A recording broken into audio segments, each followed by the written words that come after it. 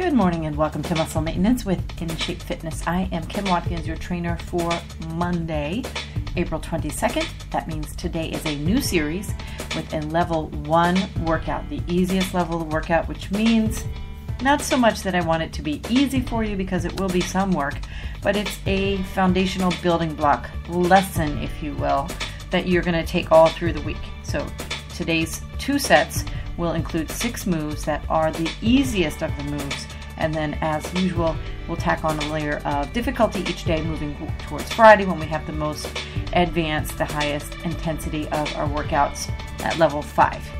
But first, let's warm up. So no shoes needed, no equipment needed. This is going to take about 15 minutes, and the first warm-up move is to either walk or jog in place. It's your call, but make sure either way that you do a little postural systems check to get your ears over your shoulders. So open up your chest, make sure your shoulders are in line with your ears, make sure your back is straight, make sure that you have contracted, or are contracting rather, all of the muscles in your tummy, and keep your back straight with the tailbone tucked in so that your pelvis is 100% vertical.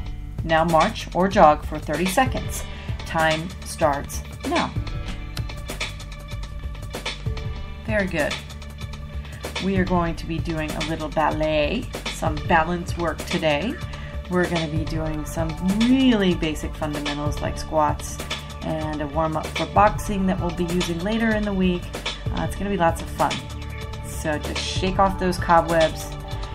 And now we're going to do a balance move. It's called a lighthouse. So what you want to do is bring your right foot if you're right-handed, left foot if you're left-handed, behind the other foot, toe to heel, and extend your arms out to the sides. Now if you simply can't balance, you're going to waver a little bit, and if you can't even hold this position without moving your head, because you're going to turn your head right to left and then back left to right, you can shorten the stagger distance so that your feet aren't completely toe to heel, but rather kind of next to each other with the crook of the sole of your foot sort of nestled into the other foot. All right, but go ahead and start that. It's 30 seconds. Time starts now. We call this a lighthouse. And again, your arms are straight out to the sides, and all you're doing is turning your head. And the purpose of this is so that you are forced to grip the floor with all 4 corners of each foot, and where you're turning your head, your balance muscles, if you will, lots of smaller stability muscles, and the knocking around of your equilibrium in terms of your inner ear by turning your head, you build strength in terms of those little balance muscles. And that's our 30 seconds. So there you have it.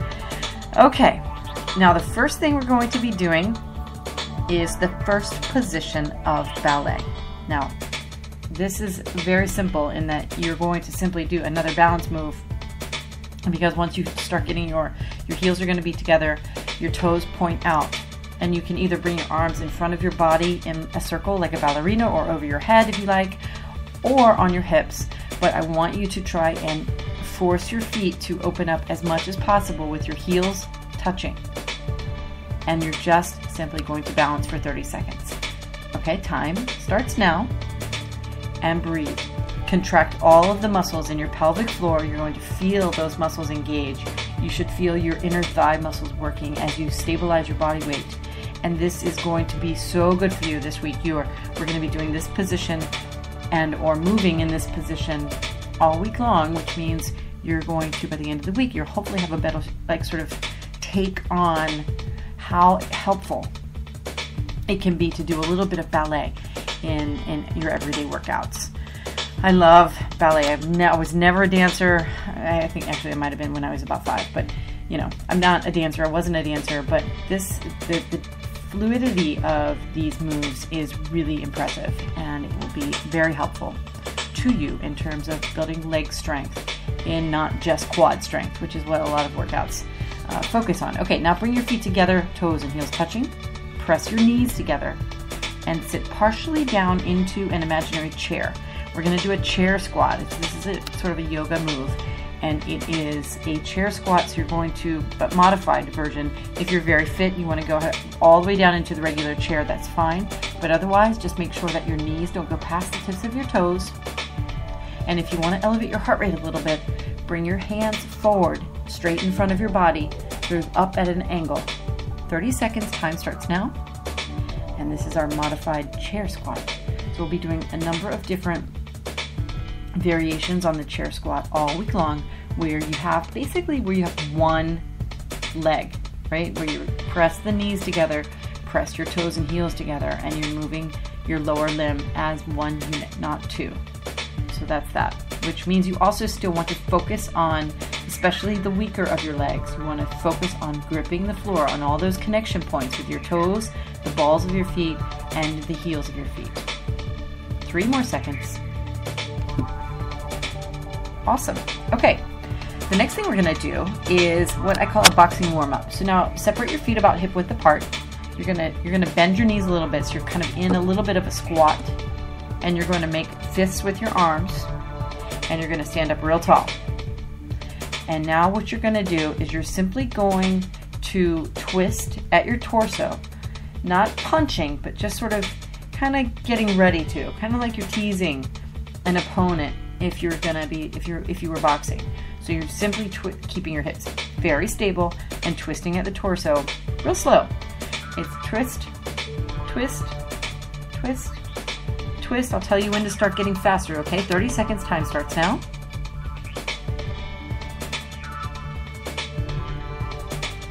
I haven't really been talking about breathing yet, but make sure you're breathing in through your nose and out through your mouth.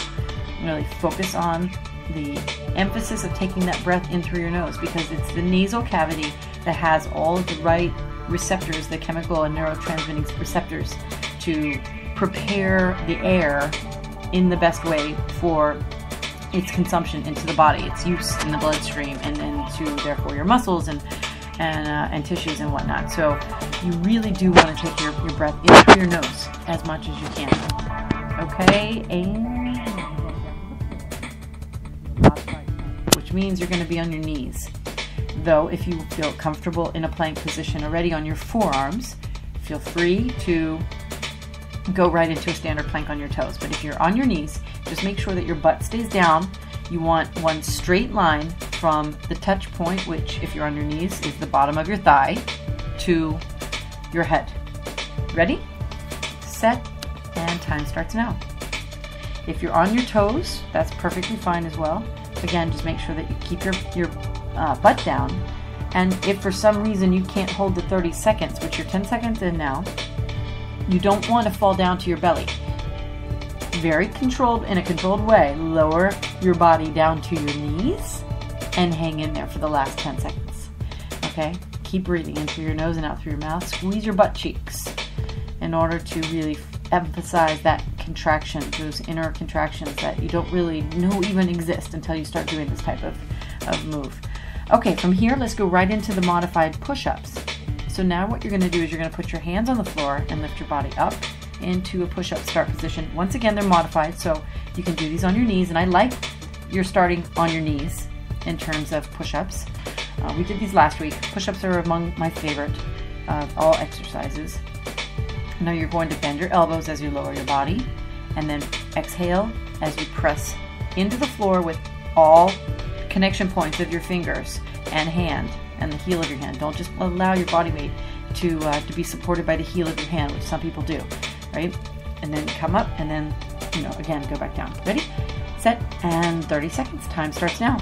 We'll get to do another set of all of this stuff. We have one move, I think, after this, and then we'll do the flow set, which is where I'm going to move you through each of the 6 moves without stopping, so that your heart rate stays elevated and you get the most out of this quick little exercise time. Obviously, this is not the type of workout that's going to, help you lose 20 pounds in 3 months or 6 months even, or whatever. This is about functional, adaptability to an active life.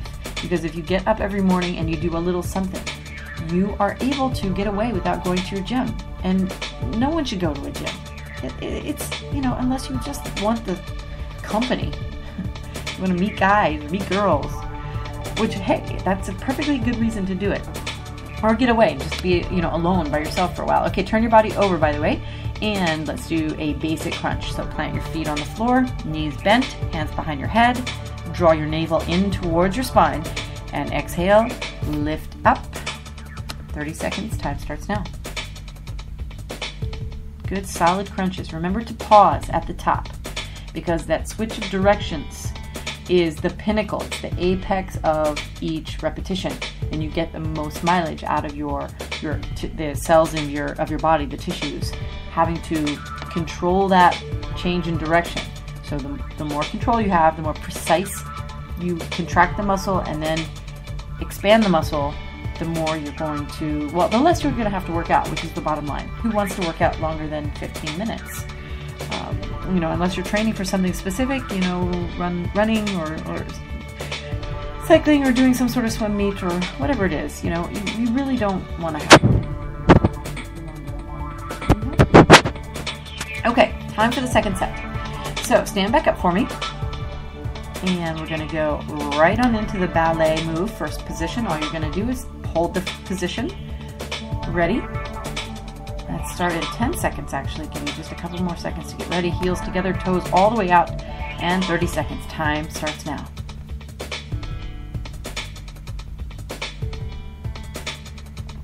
Make sure you're breathing deeply in through your nose, out through your mouth. You are squeezing those pelvic floor muscles. The Kegel move in this position, so important. Okay, you've got 10 seconds more, actually more like 8. You're going to go right into that modified chair squat. Ready? Bring your feet together, press those knees together. Time starts now. Lower your body down and hold it.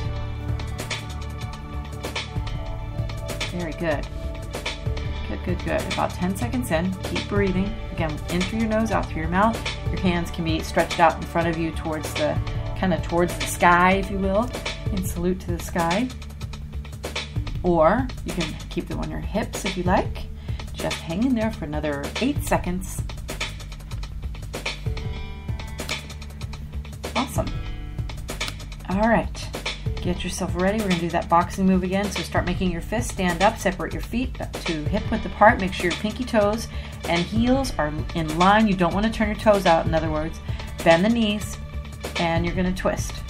Kind of tease your fictitious, your imaginary boxing partner, your sparring partner. Not going to punch. We'll be punching tomorrow. Good. Boxing and ballet are two very important, obviously, somewhat diametrically opposed in terms of their, the idea of them, but really there's so much similarity in terms of the control and the grace, the precision of your movement, and the strength that you need to come from the very center of your body, from that core of your body. All right, down on the floor. Modified plank. Ready, set, and go. Time starts now. Make sure that your elbows are directly underneath your shoulders. Your butt is down. Your abs are tight. And squeeze those butt cheeks. Now, if you're up on your toes, that's perfectly fine. Again, just make sure you keep your butt down. Just hold it. Focus on squeezing. Again, Kegels, the pelvic floor muscle sort of contraction, forces all those contractions to be that much more severe. You've got 10 seconds left. Make the most out of this. You've got one more move, 2 more moves after this, and you will be done. This coupled with, an active life, taking the stairs, taking a walk at lunch maybe, and eating well is totally sufficient. You do not need to go to the gym. Okay, let's do some push-ups. Ready? Time starts now. Put your hands down on the floor, lift up, and keep on going. Exhale as you push your body up. Inhale as you lower your body. Keep your elbows relatively close to your body when you bend them. And you can widen your handstands if you need to in order to recruit and use those chest muscles. 10 more seconds. Flip over and do a basic crunch, and then you'll be done. 15 minutes. Ready? Set, and turn your body over. Hands behind your head, knees bent, and crunch. Time starts now.